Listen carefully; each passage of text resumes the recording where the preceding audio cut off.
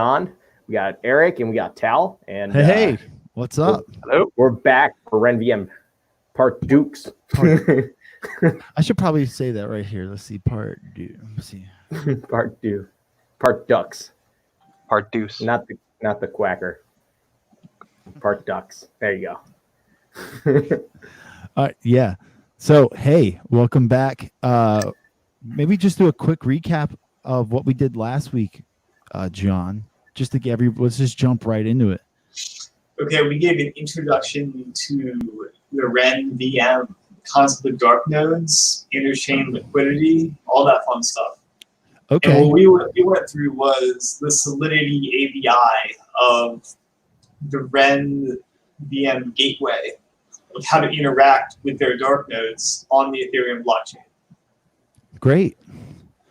All right.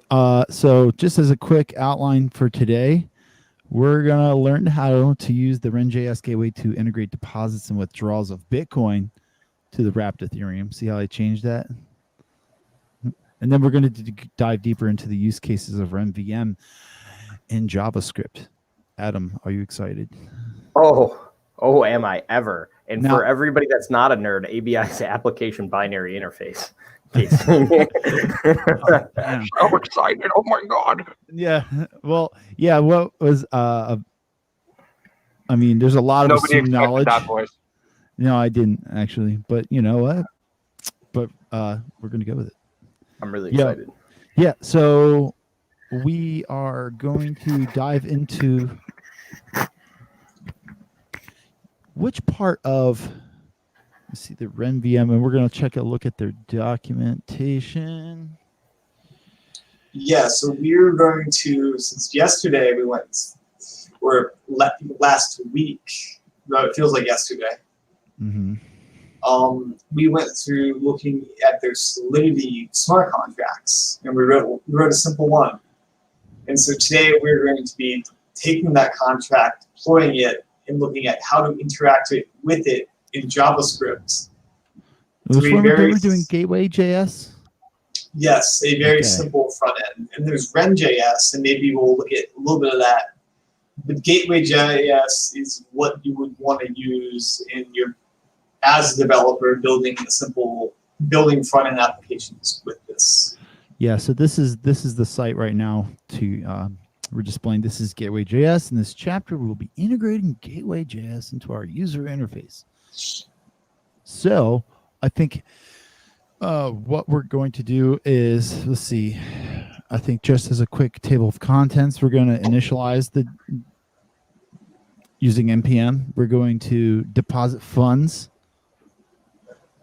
We're going to be withdrawing funds, resuming transfers on reload.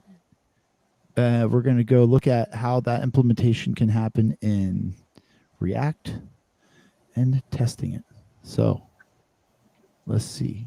You have your IDE ready? I do, but I think first we should mention our special guests. There are now four people. You know what? I just ran right over that. On this side, usually there's three. I think that's worth noting. Yes, it is. You want to give a quick intro, maybe, to what your interests are, Tal? I love blockchain so much. Done. Yeah, no, I'm a research first kind of guy. Okay. I do develop, but my main interest is really taking things that haven't been done before and finding ways to do them. Problem solving is my status quo, and usually when there's a problem to solve, I don't sleep until I've solved it, and I do usually solve it, and then I sleep for a while. Do you want to do like a 12-hour stream where we don't sleep program? Do you think we can make money doing that? No. Okay. We tried. 12 hours. I don't think 12 hours is enough. Like maybe if I did like 48. Okay. Did you ever see that live stream segue real quick where that one kid left his speakers on like super loud and tried to sleep the whole night and had it linked up to his Twitch and like his parents started screaming at him? Oh my god, that's my favorite. or the guy who used like people to like wake him up. Yeah. I'm totally the guy that would probably do that. So all right, well, you know what? Keep tuning in, and I'm not going to ask for your likes and for your subscribes, but if you give me your likes and your subscribes, I'll probably do stupid stuff. All right. Nice. Yeah. Actually, Tal has a lot of during this live coding session. I think that you have a lot of material prepared about Ren and some of the things that it solves, and we could talk about that and the problem use cases. Tal dropped off. He'll be back. Great. I'm going to start up on a few things. Sure. But what I will say is that Tal spent a lot of time researching this, and Tal spent a lot of time researching everything, and probably knows more about any of this stuff than anyone I have met. So. Yeah, totally. I think that was the thing when we were deciding on what to stream about, and it was to the point where like we gotta get Tal on stream because we were learning a lot from him at the time, and now he's here. John, I love your glasses, by the way. Side note, those are like those are the best things I've ever seen. They're fantastic. I need those. Anyways, okay, let's go. Let's get into it. Okay. All right. You can show my screen. Yeah, tear me down. Wait, tear you down? Tear my long big screen down. Replace it with John's, if you can, Adam. Oh yeah. Bada bing. I'm a stream master over here. Love it. Oh. Okay. So now, what are we looking at? We're at we're back in Remix where we left off. Oh. Except now we have a full compiled smart contract. Can we go from the top? Yeah, so we refresh my memory at least. Okay, so we have for Eric's memory, we have the iGateway registry interface with the get gateway by symbol, the get token symbol function, the mint and burn functions, and the balance of, which is part of the ERC20 interface. Okay. Actually, can we go back that? So I remember that interface is only called external. That's what I remember. That when you have get gateway by symbol and get token by symbol, they have to be declared as external if you are using it. Yes, and you have to use call data instead of memory. And supposedly that gives some degree of gas optimization. Okay. And so we have this Ren example contract that creates an instance of the gateway registry and then allows us to deposit, withdraw, and check our balance. And we are going to be using BTC today, though. Yeah, I think we're having some issues with Bitcoin Cash, right?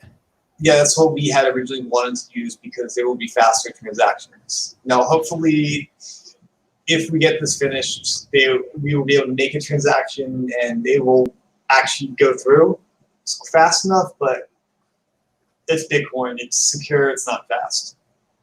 But I think it might be a little bit faster. And we might get under 30 minutes. I remember. I think it's a matter of how many transactions their dark nodes check for, or not transactions, confirmations.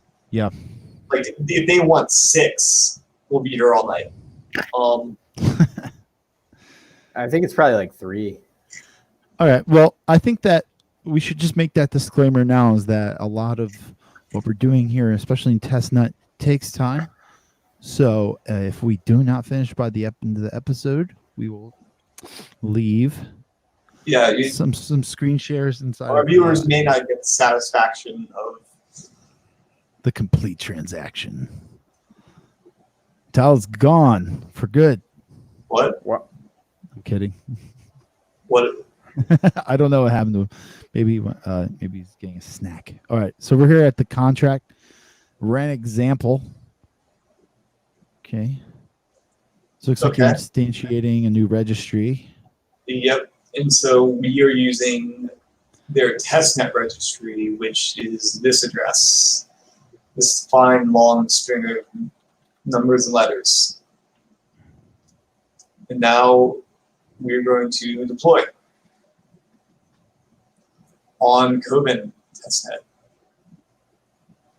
And so we're using Remix or MetaMask with Remix. Okay. So you're confirm.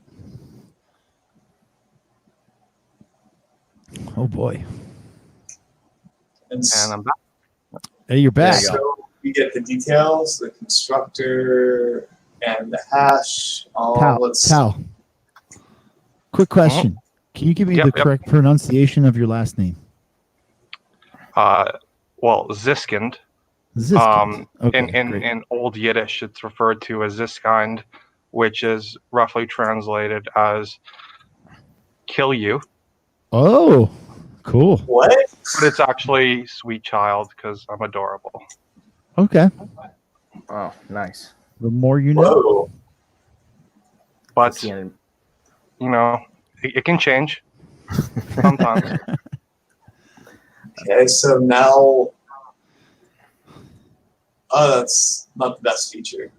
Say it one more time. Can you make that bigger? I cannot. Can you? I'm trying to pull this bottom part up, but it's not letting me do it. I can do this and this. Maybe no, control minus, maybe. Yeah. No. Just zoom out. Zoom out. Yeah, there you go. No, top left. Look it. Right. No, inside right. Go to the right next to the home. Yeah, you had it right Plus, first. minus, The first plus minus.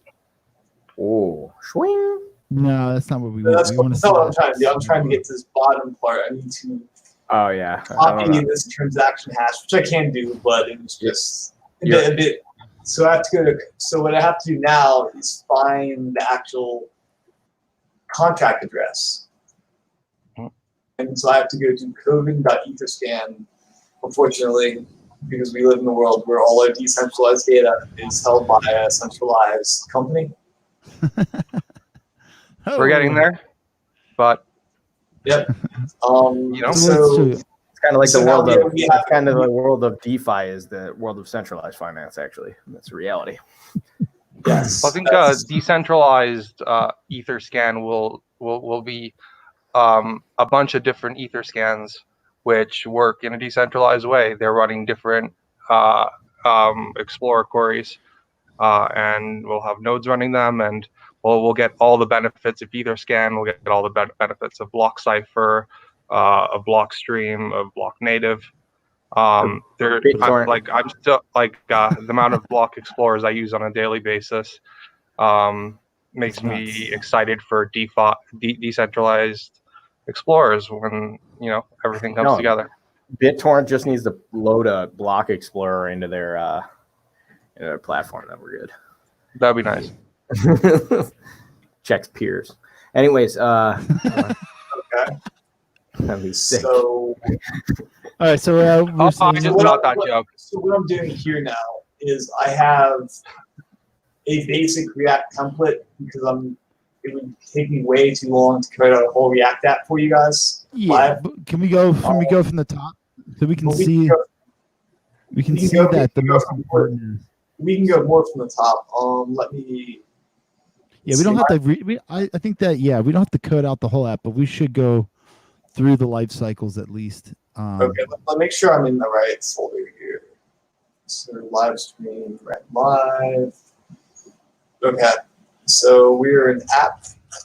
So this. Can you make a split screen of the ABI? So we have the ABI JSON. What an ABI is and why you should care. So I guess this is our first foray into even React on this series. And, definitely. Okay, so we're jumping. We're doing like a quantum leap here, and that's kind of why I was want to go through it. So at the end of the day, we use something called React Create App, and that's what you can use to generate very quick boilerplates that you're seeing here. We'll do that on another live stream. Yeah. I don't want this to become a React create app. Oh tutorial. no, we did a little bit on it actually. We did it when I did that personal site. Yes, we did do that. Actually, if you want to check our video on that, you can. Yeah, I made didn't go too deep in. Go ahead. Sorry. Yeah, so we are looking at the ABI.json. That's the gateway JS. If we go back to app.js. Yes. Yeah, we can continue.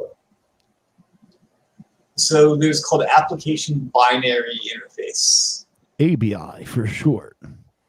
And that's a very general term, like probably every language almost in existence has an application binary existence, but Solidity contracts have a JavaScript interface or a JSON object notation interface. Yes. It looks like what you see here.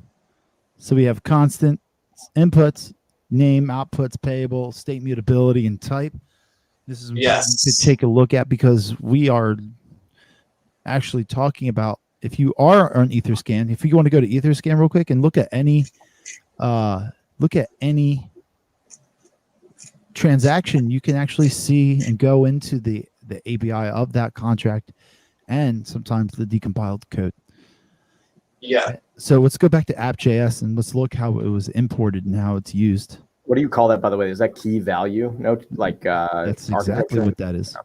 So we have constant, and if you called constant at the top of the first, so right now it's an array of objects. So you can see that the top is a square bracket, and the next is a curly bracket. That is what the object is when we're talking about JavaScript. Each object that in this particular array refers to either one type of either a function, constructor, or event of the smart contract. Mm-hmm. But to look through a function, it includes all the inputs for the function, the name of the function, the outputs, whether it's payable, what the state mutability is, and of course type, which happens to be function.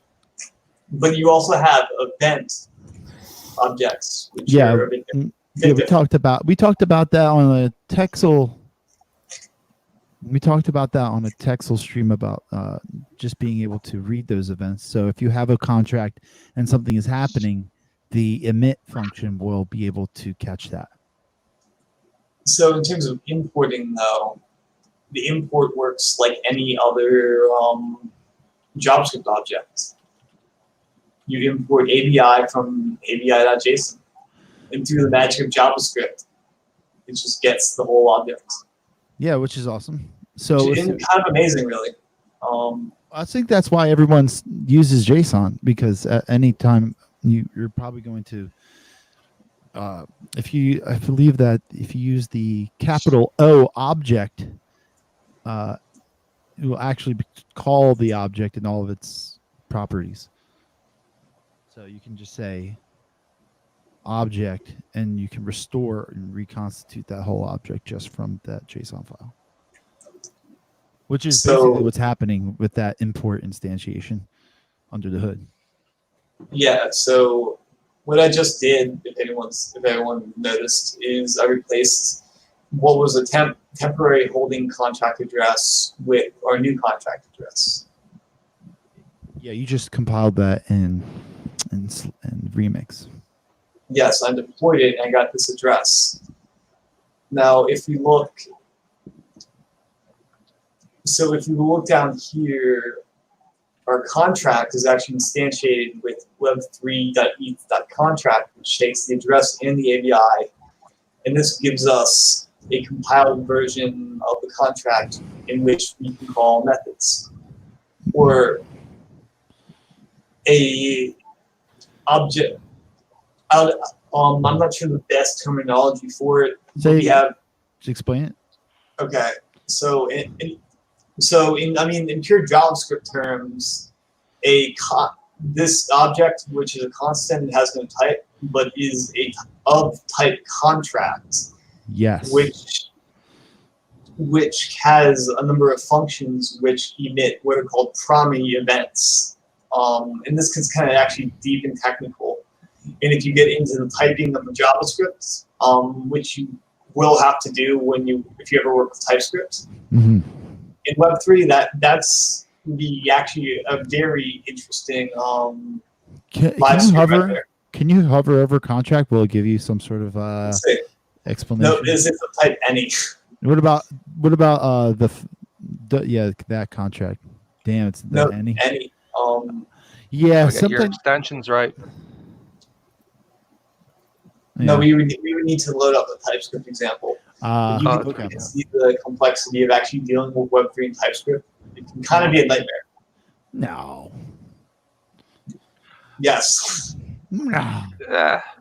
I've seen TypeScript smart contracts. There are some good examples of that. No, there are, but the Web3 object is a very complex object, and does it change? It's better than now than it was a year ago. But TypeScript uses of like a nested object, like the Web3 objects, gets kind of complex. But it doesn't ever change radically according to the API, right? We can still make something. Listen, John doesn't want to do it. We're not going to do it, okay? John, make this a TypeScript. John, just make it TypeScript. You know you want to. Okay, just give me hours. Where are your tests? No, it's okay. It's okay. It's like, no, I don't want to write the tests. But this is bonus level complete in PHP. It's going to be a whole lesson on Web3 and React, but it's not. This is a lesson on Gateway.js. Yes, I think it happens to be in React, so I have to explain a few React things, such as how the contract is created. Yeah, if you'd like to make an apple pie from scratch, you will first invent the universe. Yeah. So this is not. We're not going to reinvent React. We're just going to talk about. So we're looking at the Ren project / Gateway. Sweet. And Gateway is their simplified, nice web library for easy. Now, what is the npm command for that? npm install. Yes, -- save. But what is the name? So npm this. Yeah. Can you do it and see if it's already installed? Can you do it for the folks at home? It is certainly installed. Do it for the Vine. I can always do it. Do it for the TikTok. Whoa. Yeah. All right, cool. Okay. Cool. Beautiful. Great. Because we're not live coding it, at least we gotta tell them what we're doing. You gotta have music for this stage that like. I know what we're gonna do. Like elevator music when like just when things are compiling or loading. No, or whatever. That's when you are here. That's coming. That's coming. That's why I'm here. Okay. We should have a trigger in like one of our systems where like it kicks on the music through like OBS and it's like installing intensifies. Like, John's sweating and it's just like watching the loading screen. Like John uses my dev dependencies. It's super effective. Sometimes it's not, to be honest.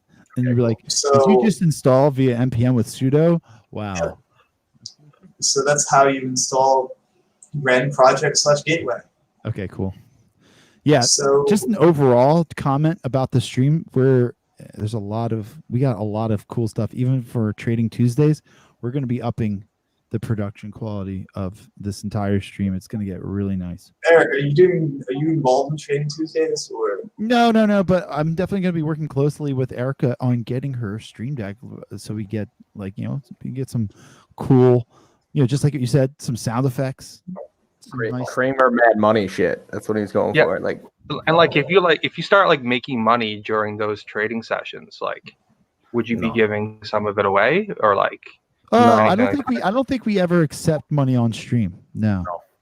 Or do you use real money, or do you use a mock of trading? Okay. You're making money. You're making money, and then the rest of the stream gets a piece of it because they're on stream. And then this becomes a tax nightmare.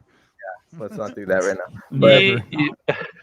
Hey guys, let's go to jail together. Oh my God. Okay, since we have installed Gateway.js. Say again? We've installed Gateway.js. Okay, cool. Now, and that's what you're doing inside of the actual we have a bit already finished, which is this is the instantiation. Gateway.js is it does something cool. So it's an object. It's a constructor which returns an object. It does do that. All right, great. Which has a network optionally, a config, and now we're giving it a network. Okay, and just for everyone, I just learned that what that question mark on the side was. Yeah, it means it's optional. But I learned that in the context, if you were inside of like React or Angular, when you're trying to express something that may or may not be there, you actually can crash your UI, because if you don't, like if you reference like a string that isn't there in the back, and you can catch it, but you actually can crash your front end and then not know what's going on. Like for a little while, I was just trying to debug my components, and it was not possible. Yeah. But then I put an optional like ternary expression there, and I was like, as an aside, we need a whole we just spent a whole 2 hours on this stuff here. The window. Don't tell them that. Mysterious window.ethereum. And there's like a dozen different wallets now. But most people still use MetaMask. There are. I saw 2 ones earlier when I was looking at it during the RenVM. Yeah, we could have a Ethereum wallet overlay night. Okay, I'm down with that. Actually, be like, let's get JavaScript. Let's go through every single Ethereum wallet and how to use it and compare them. Yeah, because which browser's taking away extensions? No. I think that was like a rumor, kind of. They did like to some degree. They have not. Because that would be the end of it. Okay, so it could happen. Your overlord could make it happen for sure. But so fun fact, if all your other browsers don't work, Internet Explorer sometimes does. Holy. And it's pre-installed on all Windows devices, so. Was the Edge is the new one? You get Edge, and you also get Internet Explorer pre-installed. So, I've been in situations where all my browsers don't work, and there's my Internet Explorer, and it works. Wow. It's been like a whole day debugging something because I had a token and Eric was there that was like stored in my browser, and then I used it from another browser. And it worked fine. And like nobody else was having the error. I'm like, no, I see the error. They're like, you're the only one with it. I was like, no, there's something wrong. And then eventually, it just turned out that I had like God mode enabled. No, you're wrong. Yeah, I was definitely wrong. Anyways, so yeah, switching up the browser. Good. I do that all the time, and I'm with it. So. Okay. So what we got here? So what I just did here. So we had this deposit function, which is actually a constant. You could call it, for example. Wait, can it not be a constant? No, because constant. Okay, not TypeScript. Okay, to use TypeScript. Yeah, we got that extra space there, dog. This is a property which. You're gonna irk me. Get rid of that space. Okay. So we have this. No, you didn't do it yet. Okay, cool. Which is equal to an async anonymous function, which binds to the state using the magical arrow pointer. It's called the yield operator. Okay. Looks like something different to me. But... Anyway, so we are getting Web3. He's a man of culture, I see. Gateway.js from the state, and then we create an amount. So this is which for simplicity will be the default deposit amount. Yeah. Which will be 0.001 test Bitcoin. Okay. And then we are using Gateway.js in their mysterious open function, which opens the gateway to the dark wonderland. The dark pool. I have a question. Maybe you guys can answer simply. That's probably not going to happen, but we can answer it. Yeah. So when I go on Ethereum, right, and like I have a Web3 pop up, right, and I go to engage my browser, how can I confirm confirm access to the wallet and not have any transaction fee, because it doesn't go to the blockchain and my wallet just signs it in case I do a transaction? How does that work? There's the EVM not charge. Smart contract wallets. Yeah. Check it out. That- Some good examples are one that I'm really big fan of right now is Taurus. Shout out to them. I'm talking like MetaMask. So like if I go to MetaMask, MetaMask is great. MetaMask, they don't have you can't really create smart contract wallets with it right now. They do. It's probably a very prototype. Yeah. You definitely can. There's an example from ETH Waterloo. I remember that. You know what? Like MetaMask, keep doing what you're doing. Keep making sure that MetaMask keeps working. And just take the time with it because we depend on you guys so much. Take your time now. All right, so let's see. We are opening the gateway, and we're saying send token. You're passing an object whose key is send token and suggested amount. So that's defining which token we are sending. Okay, and then you're saying in order to deposit. So we are saying that this is Bitcoin, and they're saying this Bitcoin is going to Ethereum. So we're depositing Bitcoin. It will be their testnet Ren BTC. Yeah, I think we should can you pull up Node? Like the actual Node.js, yeah. And can we explore that? What do we want to do? Can we import WebJS? Yeah. What? Yeah, import that, yeah. And then can we explore it? Let's see. Bridge route to require. No, we can just use the import. Can't you just say import? I'm pretty sure that is a React only thing. Oh, poop. But let's see gateway. Sure, let's test that. Cat gateway. Oh wait, or Echo gateway. Oh, you already have it. So can we see gateway and do some autocomplete? Hey, let's explore this thing. So we can talk about So we were referencing Bitcoin. So it actually has a lot of information stored in there, and not just for. So you can check out what. So minting is actually this BTC 0. Oh, so that's the actual value for the key for the minting. Okay. Yeah, let's keep looking. So we have it for Bitcoin, Zcash, Bitcoin Cash. Interesting. We have mainnet, chaosnet, testnet, devnet, localnet. Okay. You have Zcash. Mm-hmm. Maybe we should have tried this with Zcash, though. Yeah, that'd be kind of cool. So we got lock in mint states. Cool. You have a burn release status, and you have utilities. So you have an OX. You have an OX protocol. Yeah. Or stripped 0x. And some of the more important things in that right there are getting the UTXO, the address to hex, and the address from. Now that's very important because that's tied into their data model. Exactly, like the unspent transaction output model and the account balance model, Bitcoin and Ethereum, completely different architectures. Mm-hmm. Both have their advantages. Each have their disadvantages. They really. I'm not a maximalist. I wouldn't say I'm a maximalist on either one of them. I think they both have a way. Room to improve, and they should being able to interoperate between between these two different architectures will make blockchain far more accessible. Indubitably. I hate the word Indubitably. Indubitably. I hate the whole idea of the word maximalist. It's ridiculous.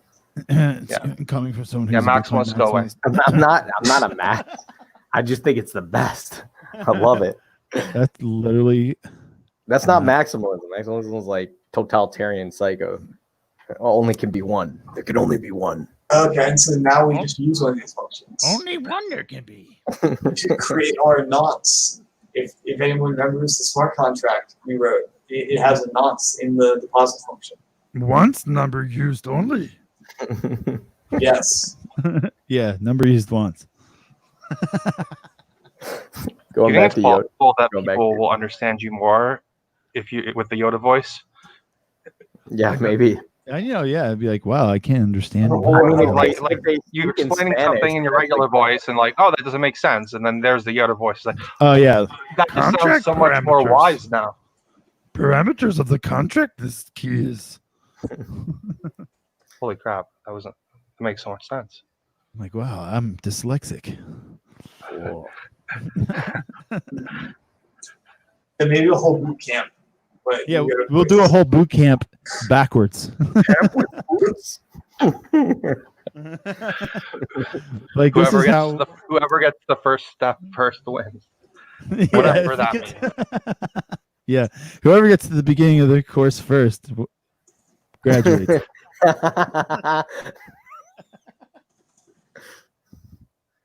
That's kind of like Well, how actually, I've you have learned a a real lot. test. You have to Skill. delete all your code backwards in a way that it always compiles. Yeah, Like any day. you must start from the answer that you found on GitHub, and you have to, instead of copy paste, only delete. Here is your working code base.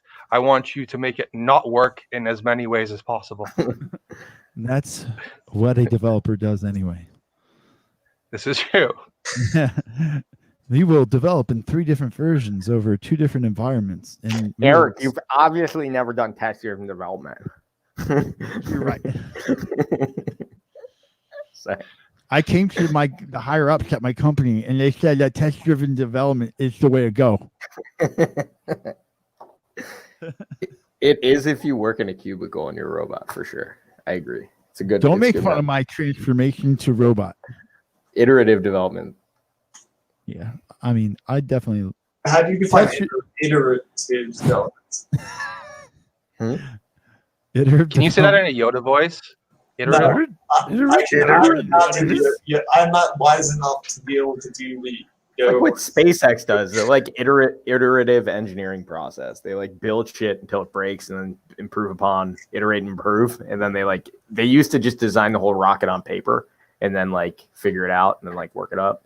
But they realize they could just blow it Boomer, up you like are. 10 times. yeah, they just keep blowing it up. It would be cheaper than paying people to be careful.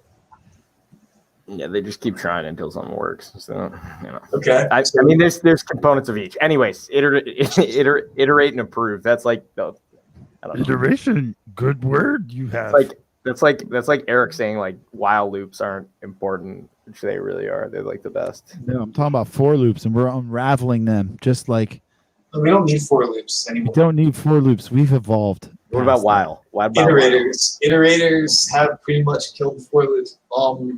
Yeah. Why would you want to declare a thing that has to be paginated in memory and then kept? I don't want to. I said, what about while loops? That's like a whole nother. That's Anyway. still the same paradigm. No, it's Why not. do you have to guess? What? Because if you're running a machine, you see your software, not like mechanical, like robotics. Like then Yeah, but while. that's if you Guys, you're have like. thinking way too hard about this. We just got to find the right code to copy and paste. All right. Correct. And that is kind of what we have done here. Not quite. Not quite. We're But explaining what everything. We actually understand what all these things do in the gateway JS. Exactly. that's why we got to go through line for line. Like it's either we're going to live code or we're going to live read. Yeah. So we are now going to contract params. Okay. Yeah. Let's go through it. And if we go back to our contract, we're here. Remember, there was a object called a message, which was the user provided message Okay. in the deposit function. All these other things, well, not all of them, I guess, but other than amount, these 2 things being generated by darknode. Sure. And that's The message is a custom parameter by the user, which is used to emit this deposit function. And so we create this array, which has one object, which defines all the properties of this message, which in our case simply says depositing amount etc. I think what you're saying sounds cooler with those glasses on. Yeah. That's good. Yeah. So it's from ASCII because. But maybe we should put it backwards because Yoda. Yeah. Yes. BTC amount deposited. Is there such a coding language? The Dude, there Yoda should coding be- language? Oh my god, dude. No, it's not code there. We're gonna go 99 bottles and we're never coming back. Okay, BTC amount deposited. Exporting, and then I will import. Yeah. Just for everyone who does not know, that's a fairly new ES6 template literal what she's using. It's super important. Sometimes we kind of like scream right over it. No, you're blocking it now. Can you click out? What are we doing? There you go. See line 114. We're saying yes. value web3.utils from ASCII, and then we're passing in a string literal. And a string literal is literally the information inside of it. Yeah, you can separate that by new lines. You can do a lot of stuff, and the compiler will just pick it up. So it's a very important. I continue. To use them, don't use a plus sign. Yes. You look like a noob, or someone who doesn't know modern JavaScript. Yeah, I mean, it doesn't really matter. I've done that just to be like more. I mean, but you don't need to anymore. We've evolved. No, the plus sign still works. I mean, if you don't feel like it, but I mean, that's like how I learned, like back in the day, like with string concatenation. But now, instead of concatenating strings, you just have the literal string, and then we're gonna say amount. So for everybody so watching, the cool. What? What'd you say, Adam? concatenation, just depending on who's listening, concatenation is literally just taking one thing and like smashing it together with another thing. You just plus. Put one thing onto the other thing. Like if it says the and then it says space concatenation, then you put a plus the plus space concatenation that would smash those two things together, right? Yeah, concat. Concat. Okay, go. So now there's this last part is result, and you can see here this is a function that returns the actual result as a prom event. For sure. Which is again a lesson for our TypeScript night of typiness. It's almost like a craft corner. Today we're doing TypeScript, and everyone cries. It's like when they stop the cooking shows. They're like, or you could just pre-buy it like this. That's like to be smart, we should use the try catch block so we can try and then we can catch. Oh. Whoa, we got to do a generators episode. We can do a generators episode. That's I had that on a job interview one time. They're like, "What's a generator?" Oh boy. I was like, "It generates." I was like, "That was my answer." I feel like that would work. Sure. Yeah. I don't remember what I said. It was like, so you get the die hard. I feel like they would the job interviewer would just like look at you and just like nod. I would have put they don't know what a generator is either. I would have put a better way. You gotta give them a faint wink. A better way to deal with promises. Hand it back to them. So we're gonna speed things up here since now we have deposit function. Okay, so let's just look at this real quick. You're going to call deposit. It's an anonymous function with a callback. It's going to return a promise. And we can see that we are incorporating an object with Web3, the gateway.js, into the state. In TypeScript, this would throw an error because you would not have you would have a partial portion of the state and not the full state. Because if you can go back up to this dot state where you constructed it, you can say that so it says balance. What we got? Yeah, just go to the constructor. Oh, okay. You can see balance. Where'd you go? Can you hover over it? Where am I? Yeah, hover over it again. Yeah. So you can see balance message error gateway.js. We're only passing web3 and gateway.js. It would throw an error here. Continue. So we're trying to error handle. We're inside the first try. We indented. We say that we're We open the gateway and then activate this with these particular parameters, which activate a function, and then wait for the result. Okay, wait. Can you hover over result? Yes. So, okay, result is a property, and it's important that gateway is a result is a actual. What's the word? Method on the instantiated lowercase gateway uppercase JS. We already instantiated it, so therefore you can continuously add those methods at the end. So if it's hard to read, that's basically saying we're using the open method and then we're using the result method. Just to be clear, because we've decided that we have, it's ESX. So it's important to at least say that. And what does result do? What does that method do? Can we cover over that again? The result, it returns a Promi event that represents what the actual result of the. So it has status. Yeah. So and then the transfer updated. Okay, cool. Yeah. So it basically you can use this. You would use that for efficient like result handling. Very cool. So in an API or something, you would like give exact details what happens. So now we're going for a withdrawal. Yeah, so, and for the catch, you just console it out. So withdraw. Gateway JS. Withdraw McGraw. Balance equals this dot state.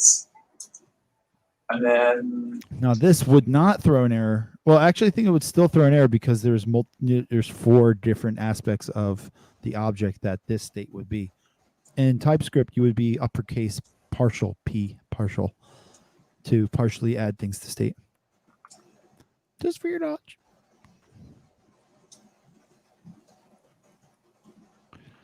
Let's see.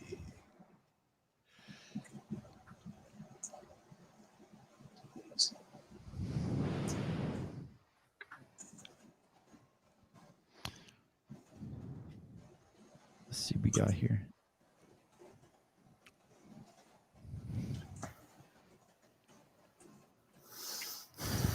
We are prompting a message, which excellent.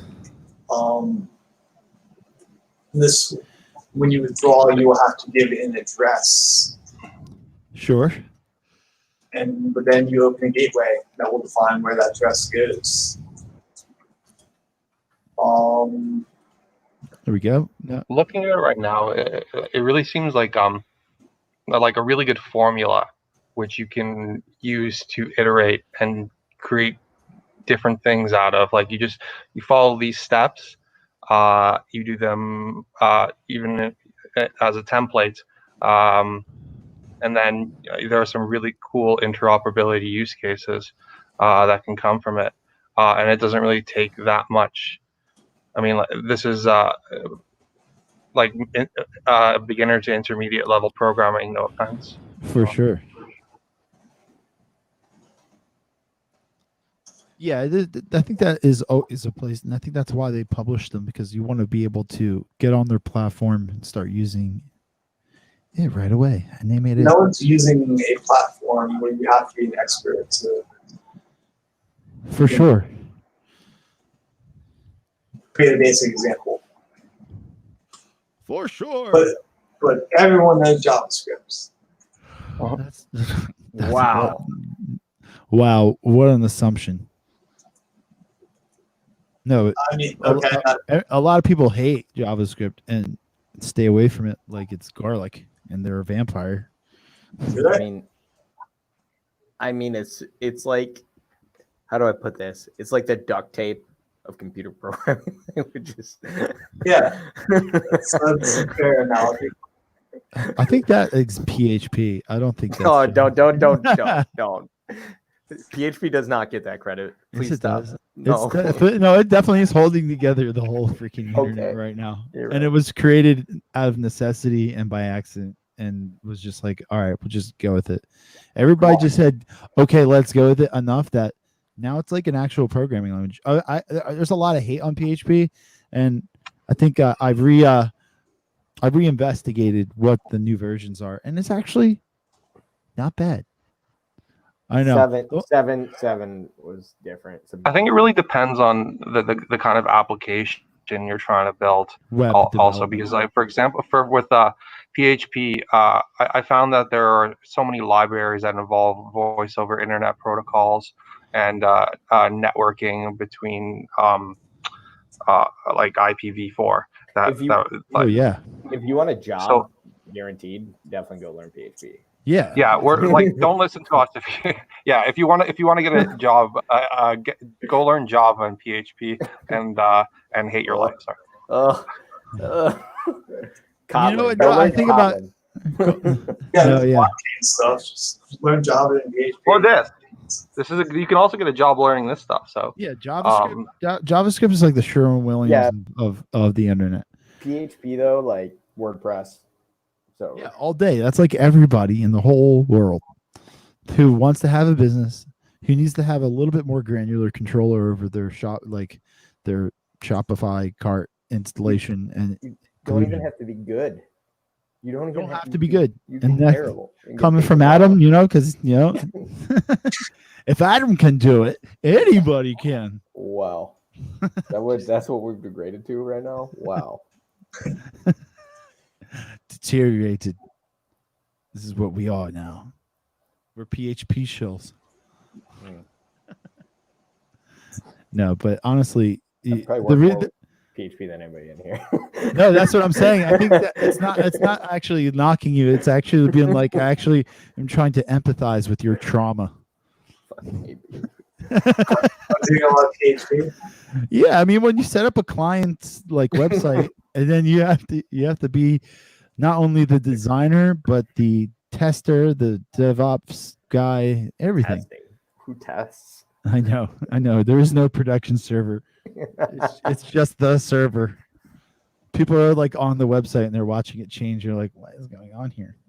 Yeah, that's when you're dealing with like small clients for sure. That's the way it is. Like, Wait, why are you charging me $3,000? because I'm not charging you 10. Yeah. I can go to Wix.com. My cousin can do this. What's wrong with you? Good. Please give him my number. I have work for him. I am coding out the contract parameters of the withdrawal function. It's kind of tedious, but I think Tal should use this moment to get into some of the reasons for RenVM. Oh yeah, you actually have a lot. Yeah, Tal, educate us, please. We need it. Right. He's about to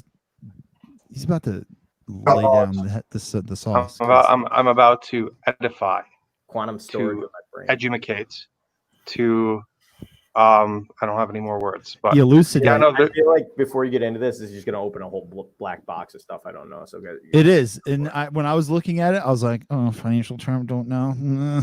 Go. yeah, like the idea of a dark node comes from the idea of a dark pool, which has been used in traditional financial application, traditional finance for over 40 years now. But that word and makes me feel funny. Yeah, I don't care about you feeling funny. Okay, all right. Maybe a little bit. All right. So what I'm looking at your list here. Is that we have counterparty risk, we have centralized ETFs, market maker dependencies, and coincidence of one. Let me bring this up again. Yeah, correct. Can I pull up your screen, Eric, real quick while he's doing that, so we can look at it? Are you looking at that? Oh, Yeah. You can do that. And now I lost this thing. Yeah, so I mean, this comes from my my Google Docs of just a lot of random stuff that I've written, but this is more like this is a problem with exchanges. Here's a solution / value proposition, and here are the benefits of implementing such a solution / value proposition. A dark pool / RenVM. A dark pool VM is one of the more interesting ways of creating trustless exchange. Basically, you're basically creating this space in between this third party which both of you recognize as the dark nodes, which carry out the functions of taking your Bitcoin, and moving it in the ways that it does, either by burning it, by pegging it, by minting it into a smart coin, which essentially that's what RenBTC is. You're putting the trust into the dark nodes to do those tasks, and sure. the protocol is effective and concrete and secure and like cryptographically sound, that we can trust these dark nodes to fulfill their role of making this exchange for us. Yes. In tradition, like in like a lot, everybody knows that. I mean, exchanges are. I mean, if we had decentralized exchanges that work like regular exchanges, we wouldn't have as many problems as we do in the space. Like Magic the Gathering exchange, right? Cryptopia. Yeah, I'm not a nerd, so I don't play that game. No, Mt. Gox. Yeah, I'm a Gox. Yeah. This is not fast the way a centralized exchange is going to be, where you create an order. I saw an example. It was 20 seconds for a large amount, actually. Not fast right now. Can be 20 improved. seconds. 20 seconds? You don't think 20 seconds that's not too bad? I mean, compared to the TPS of a centralized exchange, it's still not there. Is I think what he's saying. He's saying yeah. Like Coinbase is approving my transactions instantly right now. So I mean, like, for sure, I understand all the freakiness that goes on behind the scenes, and 20 seconds seems like I'd pay that price of time for my zero 20 knowledge. seconds is a long time, man. It's like staring at your loading screen. Like I have the cringe moments where I'm looking at my MetaMask transaction and wondering, should I pay that extra money to speed up the transaction? And I usually do. Okay. So now I know how to bother you. Yeah, I don't like to be kept waiting. And I mean, all these things are going to be like improved over time. Zero knowledge proofs and ZK rollups are certainly going to be a huge part of that.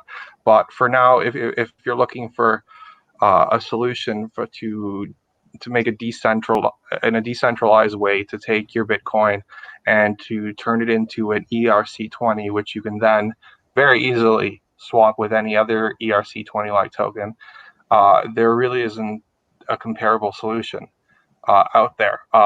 So we're looking at solution right now. So we're saying your second bullet point, solution value prop. Can we go over each one of these? Yeah. So I mean, like, this is potential future stuff. This is stuff that you can definitely do in the future with something like RenVM, where end users can hold, transfer, and convert any token to another at any time. So you're not just looking at, I have BTC and I need to get ETH. You can Zcash, some crazy stuff. I mean, where you like, I need BTC right now. I need something to happen for my trading strategy in 6 hours, where I make my token a TRX20, a Tron token. Yeah. And then 6 hours later, I feel like the market's going to change in some way, and I want to get my Ethereum. I just want to have ETH. Those are things that we can really look forward to. I mean, these are things that are fairly easy. Like, these are easy using traditional centralized financial trading solutions. But when you bring it into the decentralized world, and we most of us really get what kind of benefit, understand the benefits of what we're doing with all of this. We're bringing this economy to everybody, and we're securing the things that belong to us. We're making open participation in development a thing. We're getting rewards for contributing to different communities that require our resources in order to function, whether it's voting or it's computing resources. This is the way to do it. Yep. To your third point, market validation / why now? Yeah, Ethereum, the DeFi is hot. Yeah, like this is so why the second part of the year. Well, why? So why now? No. Why query pricing? Why query pricing? Yeah, I'm assuming you have to get some kind of price exchange, right? What's determining that? Sorry, I didn't hear you there. No, that's some kind of price exchange. Where do they pull the price feed? So I lock up X, I get something else, right? But yeah, having decentralized oracles is definitely something that needs to be incorporated into this. Right now, you're looking at a price fluctuation, and you can set a limit on that, where the transaction will fail if you're not within that margin. Yeah, we need decentralized oracles. And Adam's gonna start sweating in a second. No, I got this. I got it. So do not put all your money into this. That's exactly what I was going to do. Right, I'll give you a great address to send that to. Bonding curve. Bonding curve. This is where bonding curve comes in. You don't need pricing. I think that something we should describe is that we are programmers and not financial advisors. Everything mentioned here does not represent the Bitcoin center's ethos. They are merely the opinions of the broadcasters. Damn it. Anyways, one of the other things I should probably mention about dark pools is with traditional exchanges, you have the order book exposed. If you go to most exchanges, you can see what the buy orders and the sell orders are very clearly, and you can really formulate a strategy for if you think something's undervalued or overvalued based on what you're seeing on the market on the order book. What a dark pool will allow you to do is to basically remove abstract away that component. You will see the transaction when it happens, but you do not need to reveal what kind of order you're trying to make, and effectively reveal the kind of strategy as a trader that, which is great that you're trying to do. It's pseudo anonymous, so when we say dark pools, we don't mean that it is anonymous in any way. So you will know that a transaction happened between whom, but you won't know what happened inside. No, you know what happens inside. You just you won't only know until after. You'll know when it happens. But you do not have to reveal what your plans are. So a lot of the market volatility, the same thing like traditional finance is psychology of understanding what others around you are trying to do. Yeah. Having a dark pool basically allows you to mask your strategy. And which is good.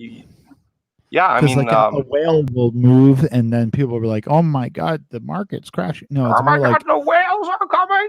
Woo! No, but it's more like this guy just wants to move this money. It doesn't mean necessarily anything negative, but then everyone will start scrambling to sell because one whale did move, and it's disastrous. So another interesting thing potentially, and where I really see the most valuable use cases, at least in the next 1 or 2 years for this technology, is basically acting as a liquidity aggregator for exchanges to fulfill trades which they do not have the liquidity to within their on their exchange to fulfill. Oh, yeah, so make trades that they don't have listed on their exchange. So you don't have to you might not potentially have to list the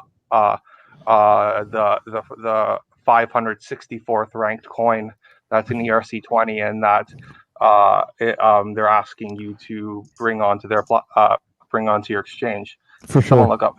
Someone look up number 564, but somebody's going to be looking to buy number 564, and as an exchange. I'd still like to be able to offer number 564, but I wouldn't really want to put in the effort of creating the trading pairs and the adequate liquidity for that. So that's something that RenVM could be used for. Excellent. All right, John, you want to take over this? You want to take over this? Do you want to take over the screen again so we can? Yes. So I just did some debugging. Ooh. Yeah, there's a few variables incorrect. And I had to make some fixes here, but I will present you with the amazing front end we just built. Ooh. Check it out. The great CSS design. Beautiful. Wow. Right? Like, it's pretty marvelous. Like, I'm obviously a UX designer here.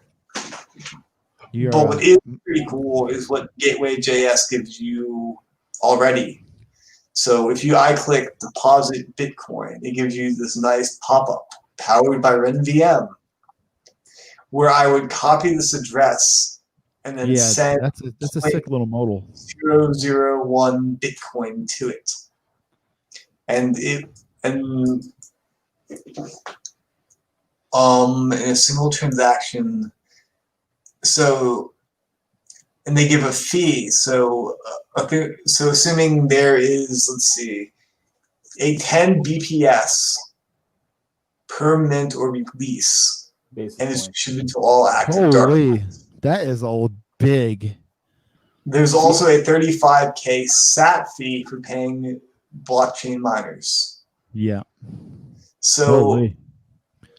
I guess that comes out of my 0.001 BTC. Try it. No, I did try it while we were talking. So each time it actually saves because they realize, oh wait, Bitcoin takes a while. And I do not know if this is going to work because of the craziness. All right, no, that's good. No, but honestly.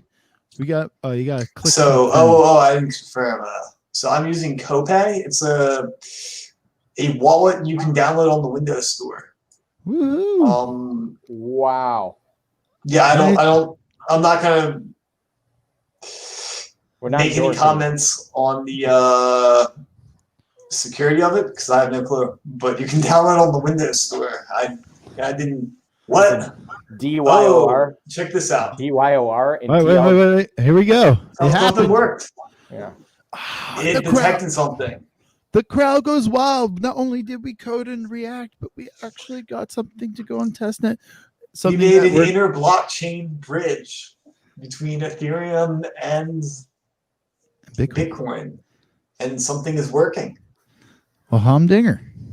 In this mere hour of temporal existence. Yeah.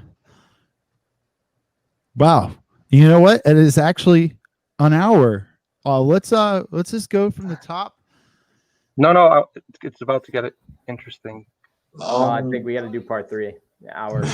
No, I mean the part 3 where we sit here. No, I meant waiting.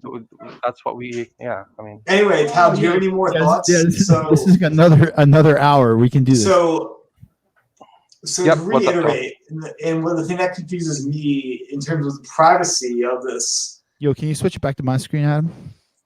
Yep. So what do you not see in a dark pool? What do I not see in the dark pool? Yes. Can you rephrase? Okay, so it's a dark pool, which means there's an anonymous aspects to it. What is on the scene in the dark pool? The players that are making the dark pool possible. You can see the liquidity. You know it has liquidity, but you don't necessarily understand the players that are making that liquidity possible. Okay. Which is very interesting. And potentially nefarious. At least it has been in traditional finance. But I think having community, having this consensus, having a lot of different a lot of different dark nodes will really prevent that from being a huge issue in decentralized finance, as opposed to in centralized finance, someone just drops their 100 million in there and say, here's the liquidity, and you guys can use it. And then where did that money go? Probably Switzerland. Nice. Okay. We don't speculate on where the money went. We don't give financial advice. We just give you the reality. No. We got 1 out of 2 confirmations. All right. Sorry? We got 1 out of 2 confirmations here. Which if you look at the probability of being able to fake 2 confirmations on the Bitcoin blockchain, is like, not that it can't be done, it's just very difficult.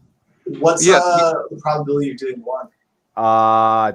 I mean, you can do 1, but it takes a lot of time and resources. Like, for instance, if I have some information about like when the transaction's happening, things like that, you can, or you have a compromised wallet on a phone, like that's reaching out. Say you're doing like SPV, you can monkey with one confirmation, but it's really hard and usually not worth your time unless it's a large sum of money. So with 2 confirmations, that has to do with Python difficulty, I believe, right? Like the yes, the Python random variable. We can have a live stream on that. Yeah, I have a T-shirt with that on it, and the Python distribution. Yeah, yeah.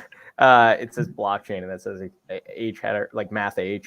Yeah, the Python is a generalization of the binomial probability distribution as p goes to 0 and n goes to infinity. Exactly. But I'll get a whiteboard and write out that proof. It's nice. Yeah. And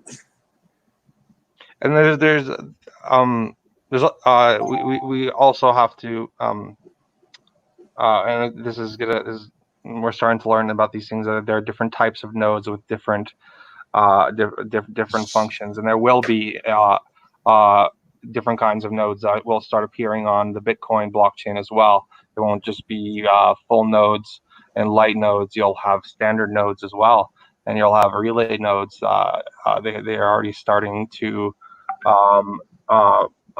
make that merge into the main branch. I think also with like solutions like Veriblock, you're going to be able to get like insurance policies and stuff because so like you're going to be able to create. So like, can we go back to my screen? It went through. Sure. There you go. Poisson. Is that a fish? Poisson distributions are like. How do you say it? You know more French than I do. Poisson. Yeah. Est-ce que je peux aller à la toilette? Well, omelette du fromage. I mean, that was the sentence we learned to go to the washroom at every opportunity during French class. This is cool. So once you have deposited, I haven't gotten to this stage before, but live. You submit to Ethereum. Doesn't like that. Hopefully something happens. Click your MetaMask. Oh, check it out. Yeah. MetaMask. So now I'm getting my. Holy, you're getting your ETH. So it minted the coins, this contract, and now I'm. So this is the Ren BTC. Wow, dude, we actually got through the whole live stream. This is amazing. You know what? Earlier we were trying to hound on in Telegram and in Discord on why the Bitcoin Cash endpoints weren't working, and so it's glad we kind of like changed gears back to go. Yeah, when that works, that's super interesting. Yeah, Bitcoin Cash is next up on Developer Wednesdays, how to make $1 billion and stay anonymous. No, I'm kidding. I'm joking. Billion. Yes, please. Yeah, you're literally gonna get swatted right there in Raleigh. Just kidding. Yeah, right. He's like, why are you wishing things on me? I'm not even. You don't even know. From to test BTC. So this is the token. Let's Hot dog. return. This is my balance. Yeah. And yeah, I have test BTC token. All right. I think that we've Oh man. prayed to the demo gods, and they have blessed us with working code that can be live streamed. And thank you everybody who came through, and maybe to the future, I'll see you guys on YouTube. Thank you. Like, subscribe, hit those bells, because we have Dev Wednesday every Wednesday, 7 o'clock. And we're good. All Can you right. close that? Yep.